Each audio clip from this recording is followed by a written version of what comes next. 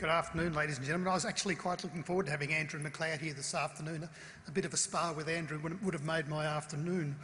I'm only going to pick on about half of the slides that I've prepared for today, given the time constraints that exist. But when you're thinking about cities, in my view, you've got to judge them against a couple of fairly high-level criteria, and I've put my summary version of those criteria here.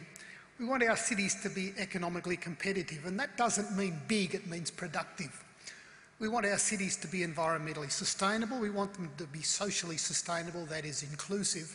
Sometimes we have the word livability thrown in there. The federal government, the Victorian government like using that language. It's some kind of shandy of all of the above, I think, in many ways.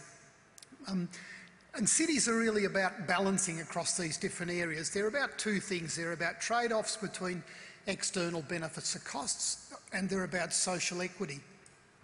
And if you'll forgive a little bit of economists' jargon here, but I wasn't the first one to introduce this. This was introduced by James this morning.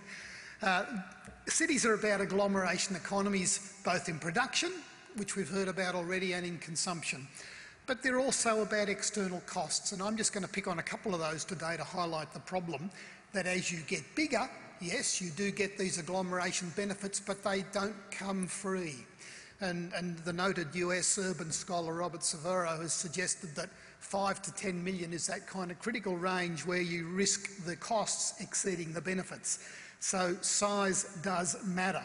And social equity in this sense, I want to just pick a couple of aspects to do with housing and social exclusion risks associated with location.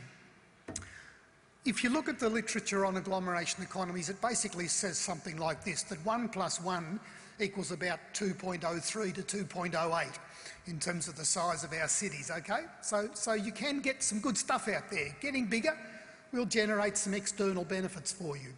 But there is a suggestion also that there are diminishing returns to scale. In other words, the bigger you get, those kind of margins diminish. And Yehudi this morning talked about Melbourne as a polycentric city. Well, one of the challenges really is to see whether you can sustain a high rate of agglomeration benefits with a polycentric city rather than a monocentric city. Economies of consumption, which have really had much less research done on them, are things like what are the benefits you get from living in the city in terms of things like the cultural activities, the restaurants and so on that we're all very familiar with, and the fact that cities are really attractive to knowledge workers was a point well made, I think, by Carol in her presentation this morning. Congestion. Now, I don't know what on earth that arrow's doing out over there. It shouldn't be there. It should be up further. Congestion costs our cities about $10 billion in Australia, about $3 billion in Melbourne, going to double by 2020. So, you know, if we take the view that we can determine our population future, well, if you look at the big picture indicators, and this is one of them because one of the biggest gripes people have about big cities is congestion, going the wrong way. Going the wrong way. And you cannot build your way out of congestion. It's really an issue of managing it properly, and we do not manage congestion well. If you could build your way out of congestion, Melbourne would have done it and Australia would have done it. We have more lane kilometres of road than almost anywhere else in the world, but we still have major congestion problems. So if you think we can plan and manage this, evidence doesn't exist in the congestion space. What about greenhouse gas emissions? Well, we're amongst the highest greenhouse gas emitters per capita in the world. The third bottom bar, as you look at it, is transport. I'm sorry, I can't get a red light out of that, but the third bottom lot is transport.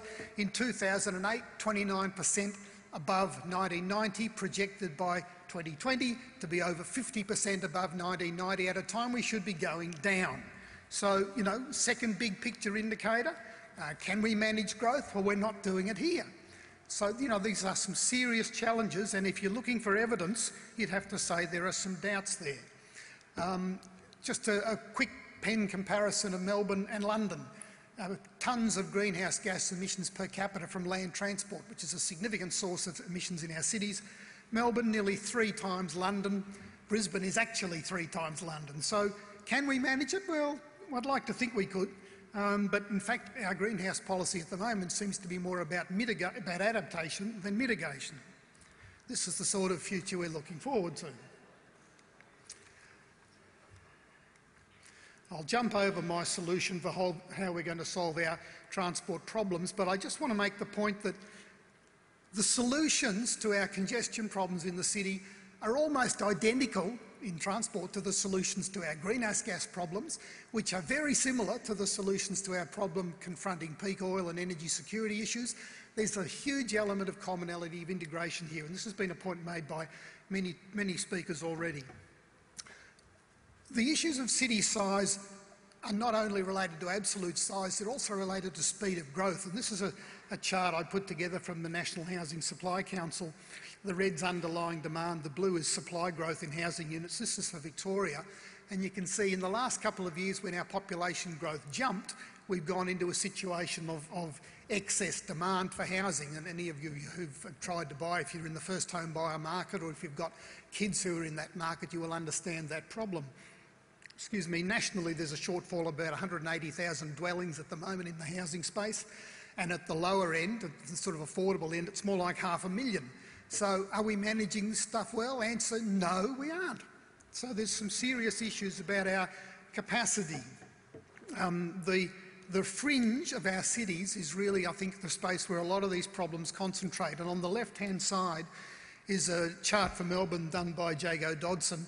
And it essentially shows the vulnerability to risk of high interest rates and high oil prices, and the red colours essentially mean high risk, high oil prices, high mortgage rates, you're in trouble. The resilience is not great there.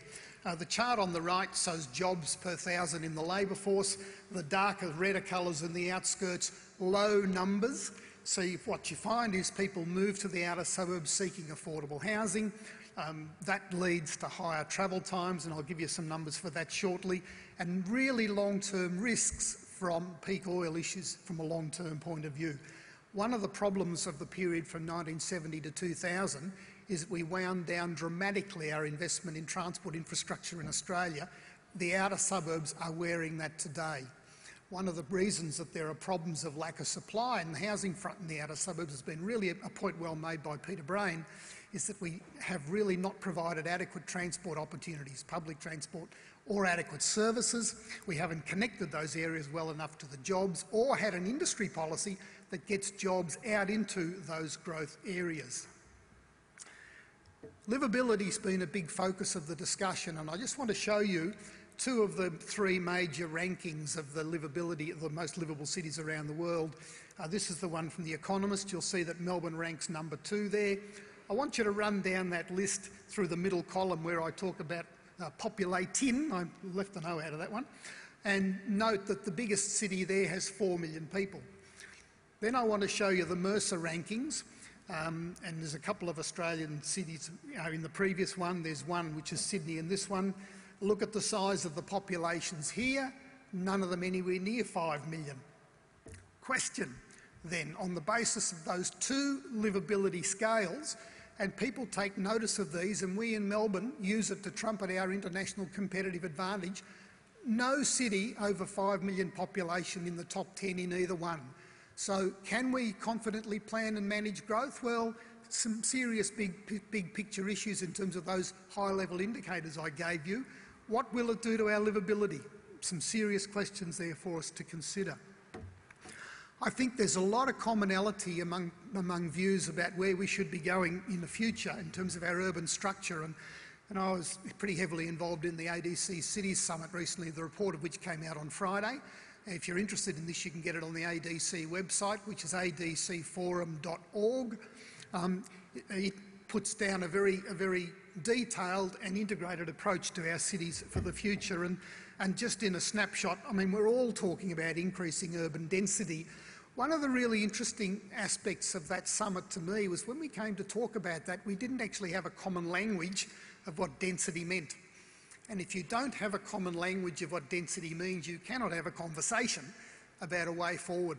So one of the really important things we've got to do quickly is develop a common lexicon around what density actually means so we can have a meaningful community conversation. The way I think that most of us are thinking is really low-rise, mixed-use, compact, focusing on the middle suburbs, not Hong Kong comes to Hawthorn. And I think that's the risk, really making sure that this is a focus that moves that way. And probably the biggest single challenge we face in going in this direction is reconciling the sort of strategic direction that Yehudi talked about, I guess that's held by the elites, and the views of the man and woman, the child in the street, so that we've got absolute community ownership of this sense of direction. That's the area where we really need to focus, building up at the village level, and I think governance is going to be the absolutely critical question there. There are some really good examples around the world of compact development. The one on the left is Curitiba in Brazil, which is really the only linear city that I've ever been to. If you want a good junket sometime, go and have a look at Curitiba. There's no CBD in Curitiba, essentially linear corridors define the space. I'd like to see, this is Rob Adams' idea for Melbourne, shorten that height a little bit in the middle of those linear corridors. Good way to go. The one on the right top is in fact Melbourne.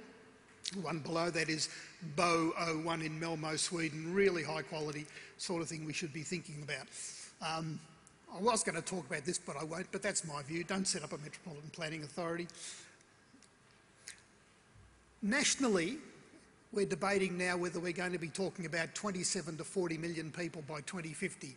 We do not have the information to have a sensible discussion around that question at this point in time. The work simply hasn't been done in terms of what are the economic, environmental, social consequences of those choices. If we are going to grow, should we be growing on our existing cities or should we be creating new cities? One of the strong themes in this document is the idea of modules of 250 to 300,000. Admiral Chris Barry, the former head of the Defence Force, led that group in this ADC summit, and there's some really interesting ideas there about new cities for Australia going forward. Victoria in general, Melbourne in particular, I think faces some major issues, and we cannot stick our head in the sand here and assume we will be able to deal with these through better management, because the snapshot picture I gave you at the moment says, yes, we are amongst the world's most livable cities at the moment, but can we continue there? I think we've got a lot to do to prove that we can. Certainly, if Melbourne looks at anything like 9 million people going forward, then we're going to need a very fast train to get me and a few others out of here. Thank you.